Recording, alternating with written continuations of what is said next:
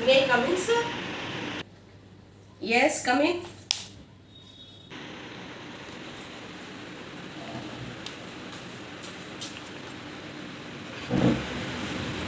Sir मैंने newspaper में आपका ऐड देखा, तो मैं इस सर्विस की पोस्ट के लिए अप्लाई करना चाहती हूँ। ये रहा मेरा सीवी।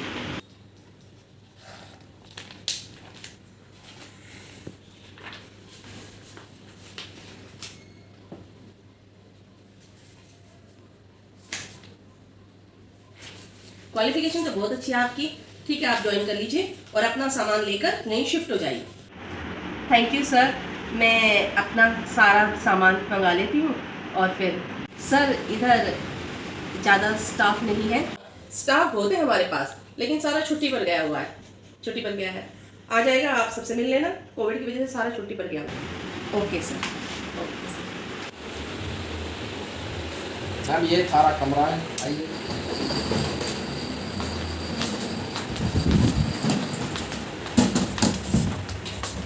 ये आपका कमरा है। Thank you, thank you. जी सर, जी जी सर, आपकी बुकिंग कंफर्म है, आप चेक इन कर लीजिएगा।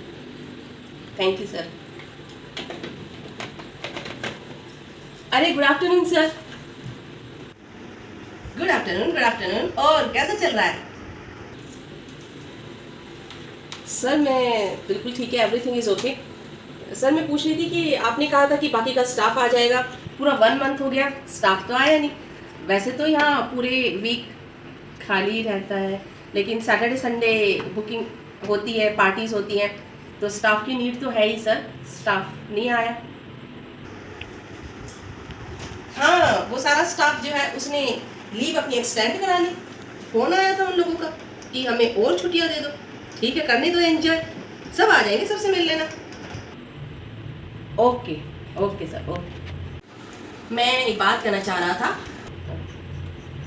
जी सर, मैं कह रहा था कि सैटरडे संडे देखते हो हमारे यहाँ कितनी पार्टियाँ होती हैं, और अभी स्टाफ छुट्टी पर है, तो मैं चाहता हूँ कि तुम पार्टी में गेस्ट को कोल्ड ड्रिंक सर्व करो, स्नैक्स सर्व करो, तो तुम्हें जो है इस काम के एक्स्ट्रा पैसे मिलेंगे।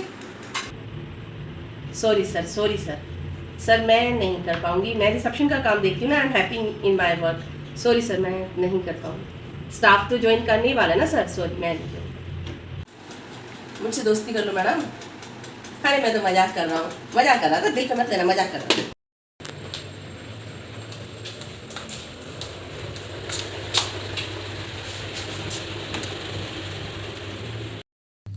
हाँ विशाल, हाँ मैं रोज तुम्हें ठीक 8 बजे फ़ोन करती हूँ। आज थोड़ा सा एक ही मिनट तो ऊपर हुआ है। हाँ मैं अभी आई थी रूम में, फिर सोचा पहले तुम्हें फ़ोन कर लूँ।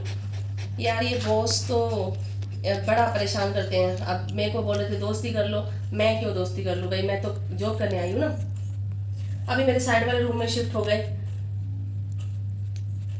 हाँ, वो खटखट कर रहे हैं, पहले मैं उनकी बात सुन लूँ क्या कह रहे हैं, फिर तुम्हें कॉल करूँ।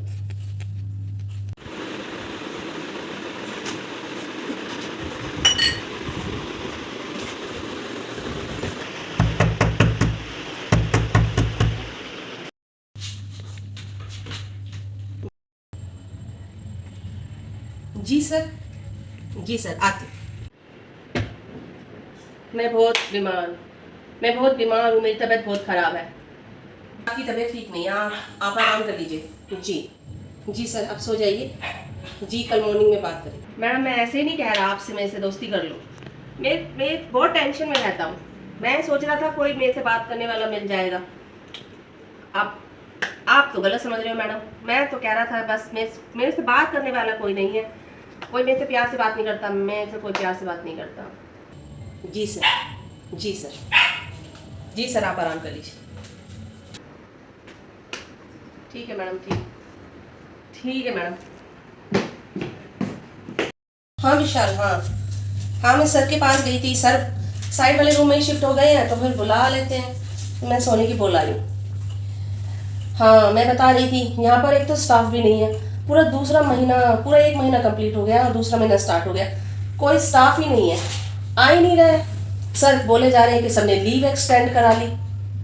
पता नहीं क्या सिस्टम है, देखते हैं। पूरा यहाँ पर पूरा हफ्ता पूरा वीक कोई भी स्टे करने के लिए नहीं आता, पूरा जंगलों के बीच में ये रिजॉर्ट बना रखा है। सैटरडे संडे लेकिन यहाँ पार्टी होती है जिसमें पॉलिटिक्स के लोग भी आते हैं, बिजनेसमैन भी आते हैं बड़े बड़े। और हाँ, मैं तुम्हें बताना भूल गई, हाँ सर मुझे बोल रहे हैं कि सैटरडे की जो पार्टी होती है उसमें स्टाफ तुम गेस्ट को कोल्ड ड्रिंक सर्व किया करो। मैंने साफ मना कर दिया। देखो मैं गरीब हूं तो क्या 8,000 रुपए के लिए बिक थोड़ी जाऊंगी, मैं कोल्ड ड्रिंक नहीं सर्व कर सकती। मैं अपने रिसेप्शनिस्ट की पोस्ट में खुश हूँ। वैसे परेशान तो बहुत कर रहे हैं, छोड़ दूं और कुछ दिन और देख लेती हूँ। यहाँ डर लगता है, सारा रिजॉर्ट खाली और सुनसान पड़ा रहता है। और अब इन लोगों ने बहुत परेशान करना शुरू कर दिया है। कभी सर कहते हैं मुझसे दोस्ती कर लो, कभी कहते हैं गेस्ट को कोल्ड ड्रिंक सर्व क्या करो। तो मैं बहुत परेशान हो गई। ठीक है, सर से बात करूंगी। ठीक है, तुमसे बात करूंगी कल। विशाल, मैं बहुत परेशान हूँ यहाँ। मुझे छुट्टी, मुझे सैलरी भी नहीं चाहिए। मैंने रिज़ाइन की बात की है तो मुझे घर भी नहीं जाने दे रहे हैं और मेरे ऊपर पूरा प्रेशर बना रहे हैं कि गेस्ट को कोल्ड ड्रिंक सर्व करनी है। अभी 2 हफ्ते पहले ही मैंने मना कर दिया था, लेकिन लास्ट सैटरडे भी मुझसे यही बात की और इस सैटरडे भी। मैं बहुत परेशान हूँ और सर भी बहुत परेशान करते हैं। मुझे घर भी नहीं जाने दे रहे हैं, मुझे सैलरी भी नहीं चाहिए, मुझे घर जाना है बस। अब शायद सर बुला रहे हैं, मैं तुम्हें बाद में फ़ोन करूँगी। ठीक है